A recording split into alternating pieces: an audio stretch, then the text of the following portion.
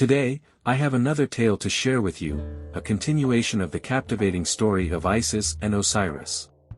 But before we dive into this thrilling chapter, let me quickly refresh your memory about the tale of Isis and Osiris. In our previous adventure, we learned about the tragic fate of Osiris, the beloved ruler of Egypt. He was betrayed and murdered by his jealous brother Seth, who coveted the throne for himself. Osiris' loving wife, Isis, embarked on a courageous journey to find and resurrect him. Through her unwavering determination and powerful magic, she succeeded in bringing Osiris back to life, albeit temporarily, only for one night, and from that night they had a son named Horus.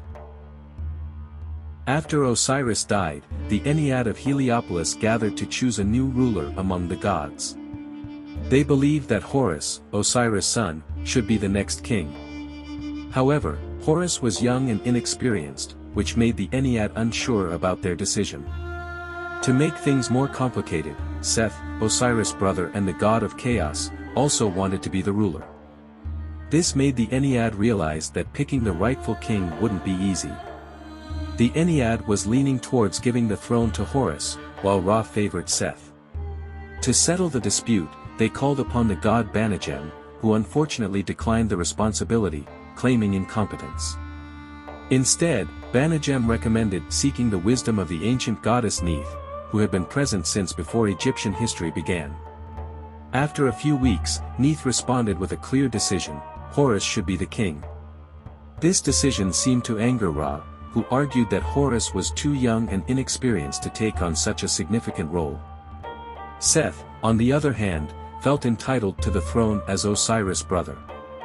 However, Isis, Horus' mother, admonished the other gods for their indecisiveness.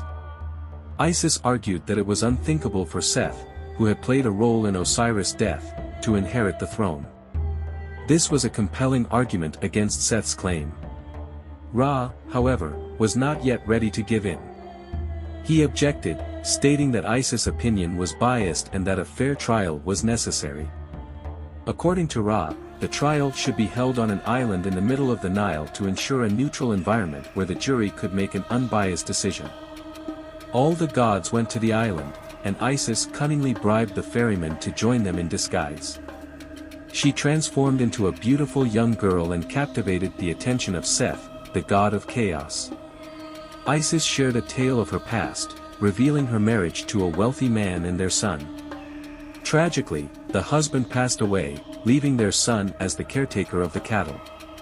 Time passed, and a stranger arrived, taking advantage of the woman's kindness and claiming ownership of the land and cattle. Isis confronted Seth, seeking his opinion. In righteous fury, Seth declared that the foreigner should never possess the cattle when the late owner's son still lives. With her wisdom, Isis transformed into a kite and swiftly flew towards Ra to inform him about Seth's admission.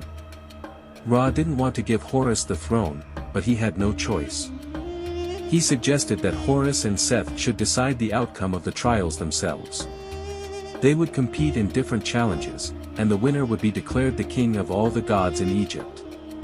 This made Seth content, and because he was associated with hippopotami and water creatures, his first idea was for them to turn into hippos and dive into the Nile. The one who could hold their breath the longest would win. Because Seth had an advantage as a hippo, Isis intervened to save Horus.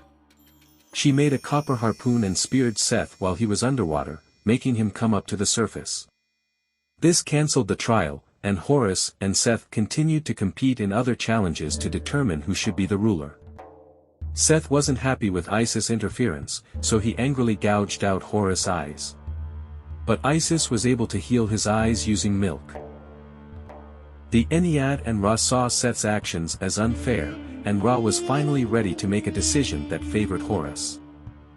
But Seth couldn't give up easily. Excited to have found a successor to Osiris, the gods decided to throw a grand party and invited everyone in Egypt. Since there were so many gods attending, some had to share the tents, including Horus and Seth. Now, Seth took advantage of this situation by sneaking into Horus' sleeping area while everyone was asleep and tried to ejaculate on him. However, Horus sensed Seth's presence and his not-so-friendly intentions. He quickly reacted and caught Seth's semen in his hand, making sure it didn't touch his body. When Horus shared this incident with his mother, Isis, she swiftly took action. She cut off Horus' hand and threw it into the Nile. But that's not all. Isis then collected her son's semen, went to the god's gardener, and inquired about Seth's favorite vegetables. The gardener pointed out lettuce, and that's where Isis concealed Horus' semen.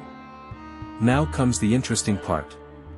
On that eventful day, during the celebratory gathering, Seth stood up in the middle of the room and made a bold claim. He announced that he had done something significant to Horus.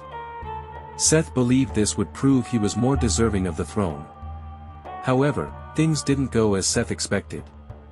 When he tried to call his own seed, it responded from the river, not from Horus' body. To everyone's surprise, when Isis stepped in and called her son semen, it replied from Seth's forehead. This clearly indicated that Seth had been the one affected by the act. Thus, it became evident to all present that Horus was indeed the rightful winner of the contest. The conflict between Horus and Seth didn't come to a quick resolution. The trials and debates went on for a while, and the gods decided to seek the wisdom of Osiris, who resided in the underworld. They sent him a letter, asking for his judgment on the matter. Osiris replied that Horus was the rightful heir to the throne. With Osiris' endorsement, Horus was crowned as king. He became the sole god responsible for maintaining the balance and harmony in Egypt. This decision brought joy and celebration to everyone involved.